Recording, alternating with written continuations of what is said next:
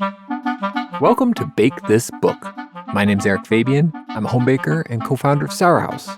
Today, we're going to be talking with cookbook authors, folks who focus on naturally fermented sourdough breads and pastries. We're going to talk about their books, how they were made, the recipes inside, and tips for making your next bake a really great bake.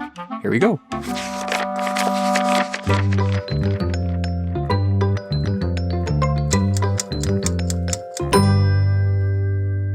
Hey baker, welcome back to Bake This Book. This is a slightly different episode. It's just an Erik episode. We're doing a little wrap up to just kind of look back at conversations we did with the bakers this season and what we learned. But before we get into that, I have a question for myself. If I was in the kitchen with the baker who's just pulling some flour out in a scale and getting ready to bake, what would be my tip for them to have a really great bake today? And this is, obviously a little unfair because I've heard everybody else's tips this season and there's lots of good tips. So it's like also kind of hard to what's new, what's interesting. And the thing that keeps coming up to me is get a notebook and take notes about your bakes. I've been doing that since I really started baking, made my first starter. I number the bakes and have the date, talk about, what it is, the recipe, what I did, how it came out, and maybe compare it to previous attempts a little bit.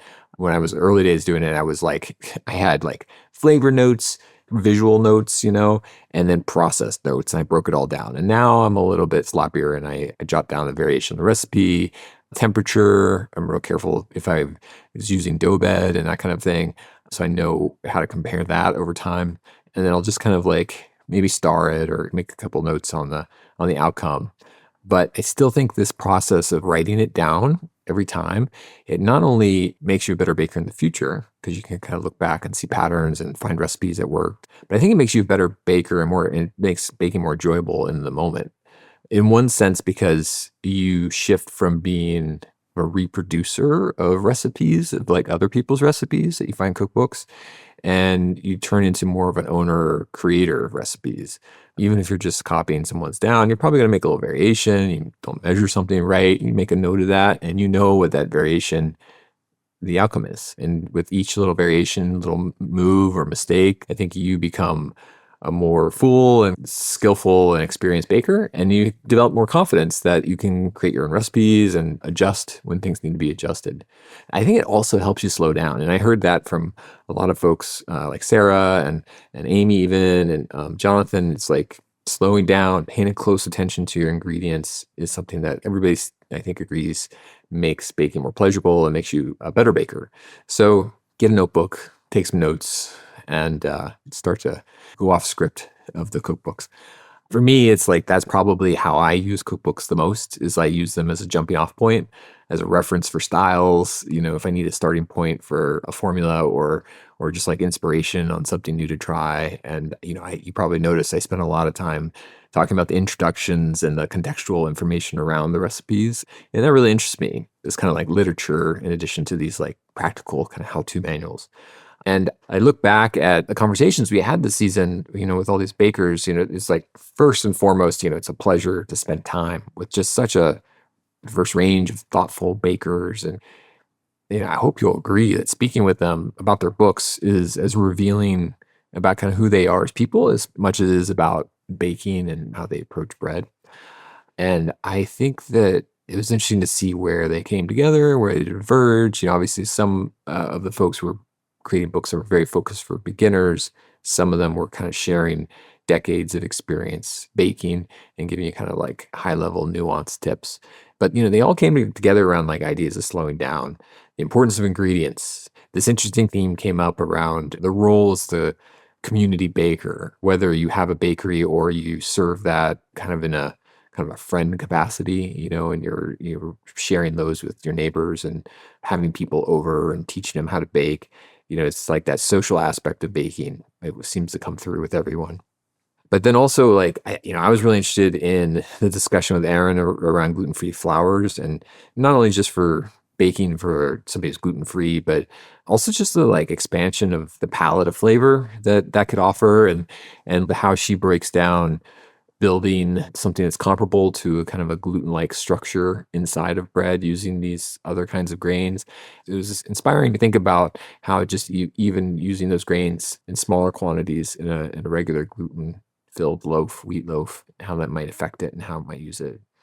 I felt the nudge from a couple people, particularly probably Jonathan, Daniel, around experimenting more with alternate flours, particularly in the starter or levain stage of baking, and as an easy way to kind of put them in, also giving them some pre-fermented time to kind of emphasize those flavors. And sometimes I get kind of lazy about inclusions or adding things. Sometimes I make batches of dough and bake some of that bread right away and then keep some in the fridge for a day or two to make pizza or whatever. So I don't always want it to be, I want it to kind of be a simple dough, but that, bringing it in at that levain stage, I think makes sense for what I do. And so I've been playing with that a little bit, and that's been fun.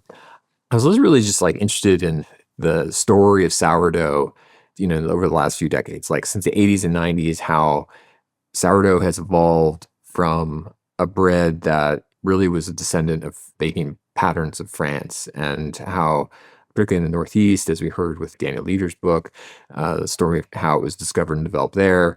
But also, we heard from Jonathan, especially about the kind of impact of the book Bread Builders on him, and the notion of kind of making your own ovens, and how with time and experimentation, a lot of these great bakers both found knowledge and like developed their own knowledge over time. And then obviously today we live in this very different kind of communication environment where there's so much information available. And even Jenny kind of mentioned in the time she's been baking since COVID, how there's more information available. And so there's just so much more skillful and knowledgeable home bakers making great bread out there. And it's an interesting story I want to continue to unpack. I was also kind of a little thing. I was interested to see how influential the Tassajara bread book was. Like my friend Jonathan and Daniel, very different guys, wrote very different books, but both mentioned the impact of the Tassajara bread book on them when they started baking, and still savor that and kind of appreciate that impact today. And that was a kind of an interesting little discovery.